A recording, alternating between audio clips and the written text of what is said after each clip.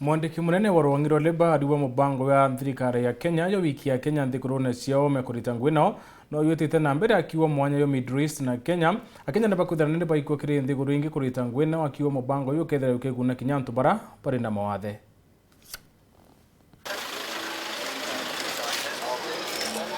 Mwandiki munene kiri ministry ya NGUGI kana Labour Geoffrey Kaituko aliuga thirikari ya Rais William Ruto nithite na mbere na walanĩria na ndeingi kenda gusalile imwana na Kenya baingi wera kando na kwithirwa Kenya baingi bethirito bakethi kuruta wera ntereje andi ta Saudi Arabia thirikari ni kwalani na ndingi ta Germany ile gwaka gita gaka Rais William Ruto raithitie ati antu 250 bakagunika. The President of Kenya, Dr. William Ruto, is focused on labor migration because we as a country are very well qualified young people who speak very good English, and we are located at the center of the world.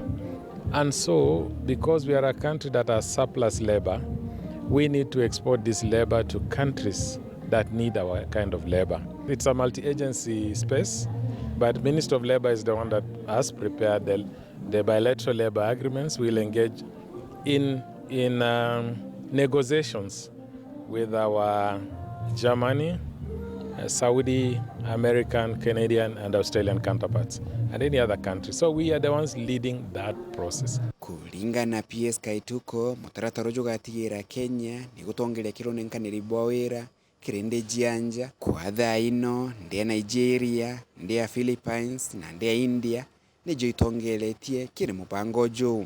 Amweno Gukaituko, aliuga thirikari na mbiriti kwandikithia imwana, bilabilikitie mathomo, kiri skuru mwanya, kenda kubatetheria, kona wira bobo.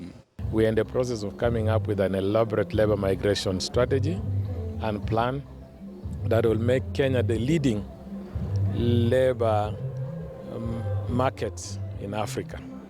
And I believe we are going to outcompete the Philippines, Nigeria, and also India.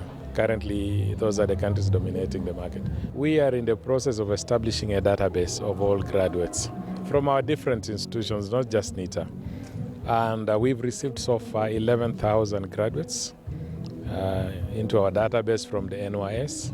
We're expecting NTHII, we're expecting UTALI, and also other institutions, including TVETs, to give us the names of graduates, their qualifications, so that we are able to link them through National Employment Authority to opportunities here in Kenya and outside. Mwandiki munene kiri ministry ni autiwera na ule koragia nyuma gutongeria mambura graduation maruto barabe na mawathe kirigetu kia thirikari kia NITA amboji munene Nairobi aliuga mutaratara ujo ugatetheria onantu baria bena mawathe.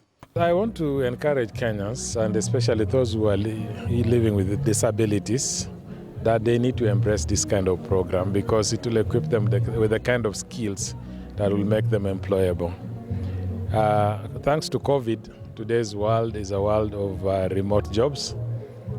So our graduates here will not only be employable in Kenya, but also will be able to do jobs that are outsourced by other countries and companies, and they can do them right here at home. Kuuma muji munene wa Nairobi, Beta Antony, Rangi wa Akenya.